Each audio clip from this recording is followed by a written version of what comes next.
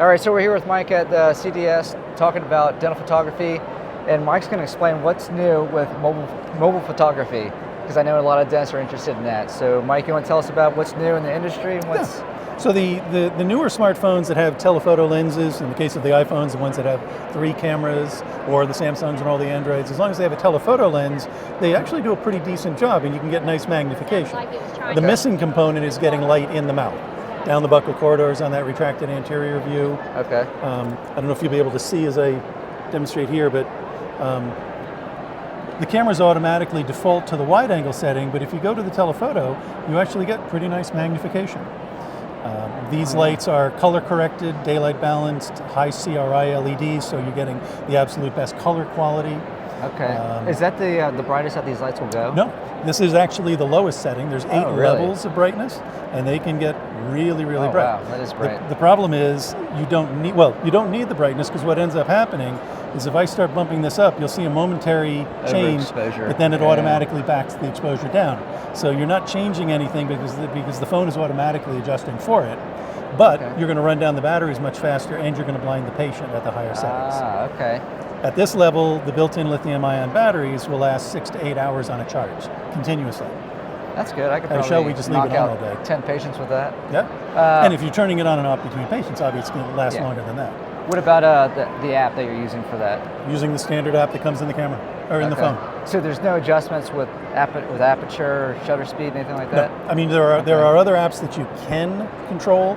They're doing, it's not really a physical aperture because there is no adjustable aperture in the lens itself. Yeah. It's adjusting the exposure and calling it an aperture adjustment in the apps that do that. Okay.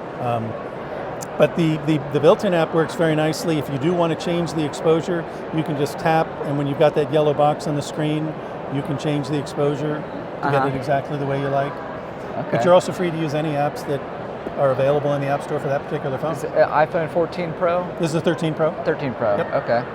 14 Pro, 15 Pro all work great. All works the same? The 15 Pro Max has a 5x telephoto, so you'll get even a little bit more magnification. All right. Do you guys sell any kind of lenses that can go on top of? No, because you don't actually need them. And most of the little clip-on macros we've seen are just terrible junk lens. Yeah. The best lens I find that is the iPhone lens. You can't beat it. It's just great glass. Yep. The other thing that's included is a Bluetooth remote. So instead of touching the phone to take the picture, you just press the button. Now that is very handy. Absolutely. If you're working with a mirror or working with a retractor. Yeah. So are you seeing a lot of more dentists go from DSLR to mirrorless? Is that... At this point for dentistry, it's 2 ways of doing the exact same thing. There's no difference in the images.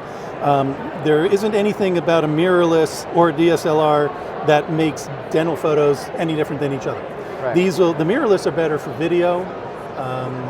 They might have some benefits in sports photography. But dental photography, we're dealing with static subjects, we're dealing with flashes, so it's just the way that the market's going. Canon and Nikon are bringing out the mirrorless because they want to sell more lenses. And if you have an existing DSLR with a whole bunch of lenses and you buy a new DSLR, you just use your old lenses. But now if you go to the Canon or the Nikon mirrorless, it's a different lens mount.